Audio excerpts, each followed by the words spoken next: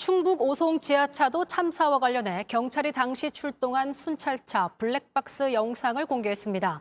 앞서 국무조정실은 경찰이 현장에 가지도 않고 출동한 것처럼 꾸민 게 의심된다고 발표했는데요.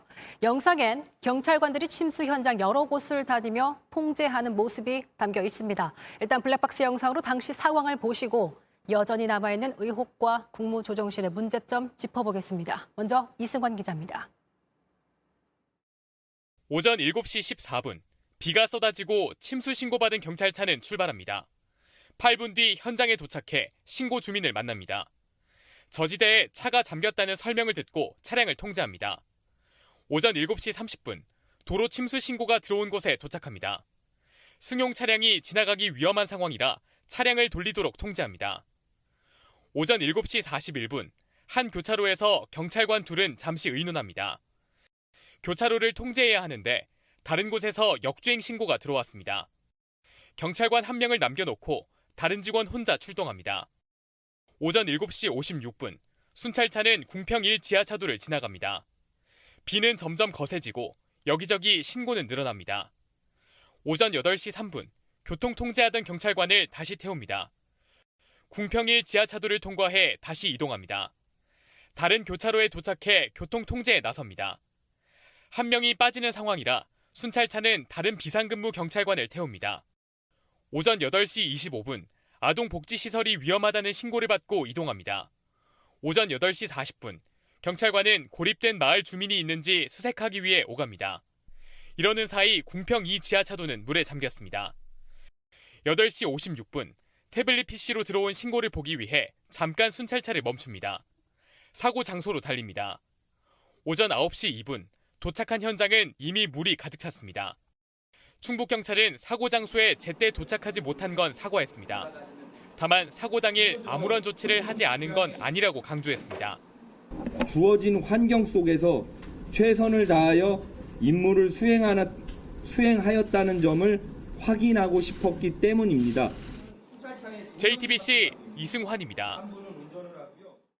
오늘 기자회견이 있었는데 현장에 있었던 충북 경찰관들은 부족한 인원으로 열악했던 당시 상황에 대해 억울함을 토로했습니다. 하지만 그러면서도 국무조정실이 지적한 허위 보고에 대해서는 오늘도 명확히 대답하지 못했습니다. 최수연 기자입니다. 충북경찰은 오늘 회견에서 현장 근무자들의 억울함을 강조했습니다. 당시 오송순찰차 근무자들의 활동에 대하여 각자 나름의 평가를 해주시기 바랍니다. 현장 경찰은 사고 당일 오전 5시부터 침수 신고와 구조 요청에 응했습니다. 그런데 비가 집중된 오송읍 관할 출근자는 3명, 순찰차는 1대였단 겁니다. 당시 접수된 112 신고는 106건입니다.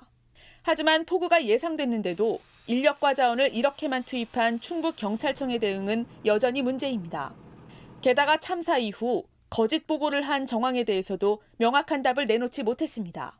앞서 국조실은 사고 1시간 전 지하차도를 통제해달라는 신고를 무시했고 이후에 출동한 것처럼 거짓 입력한 걸로 의심된다고 발표했습니다.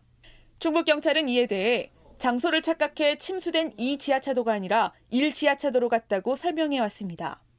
하지만 오늘 공개된 영상을 보면 이 지하차도 침수 우려에 대해서 애초에 몰랐다는 지적이 나옵니다. 차도도 봐야 되는 거 아닌가라는 얘기예요. 그거에 대해서는 그 부분에 대해서는 제가 여기서 답변 드리기가 좀 곤란합니다. 112 상황실이 정확히 이 지하차도를 특정했는데 왜 현장 경찰관들에겐 전달이 안 됐는지에 대해서도 대답하지 못했습니다. 현장 경찰관들의 억울함만 강조해 넘어가기엔 경찰 시스템과 대응에 뚫린 구멍이 컸습니다. JTBC 최수연입니다. 기자회견이 열린 충북경찰청에 저희 취재기자 나가 있습니다. 이승환 기자. 일선 경찰관은 고생했다. 이걸 강조하는 회견을 충북경찰이 오늘 연 거잖아요. 네, 오늘 기자회견은 45분 이어졌습니다. 내내 무거운 분위기였고요. 이런 표현을 쓰진 않았지만 잘못은 있지만 과한 비판을 받는 거 아니냐, 현장에선 최선을 다했다, 이런 뉘앙스를 강조했습니다. 순찰차 한 대, 단 3명 근무자가 오송읍 전체 급박한 폭우 상황을 모두 책임졌다는 겁니다. 다만 그러면서도 국무조정실이나 검찰 수사에 대한 반박은 아니라고 선을 그었습니다. 정면으로 충돌하기는 부담스럽다는 취지로 읽힙니다. 그런데 국무조정실이 수사 의뢰한 건 오늘 충북경찰이 최선을 다했다고 강조한 그 최일선의 경찰관들이잖아요.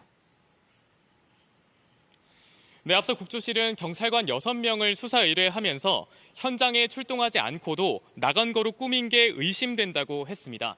하지만 블랙박스 영상으로 볼 수 있듯이 일선엔 경찰차가 출동을 했고 사고 현장 근처에서 교통 통제를 하긴 했습니다.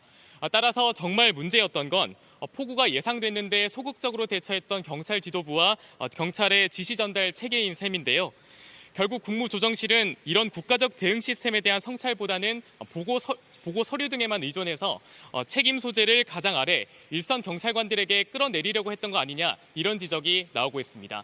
지금까지 충북경찰청에서 JTBC 이승환입니다.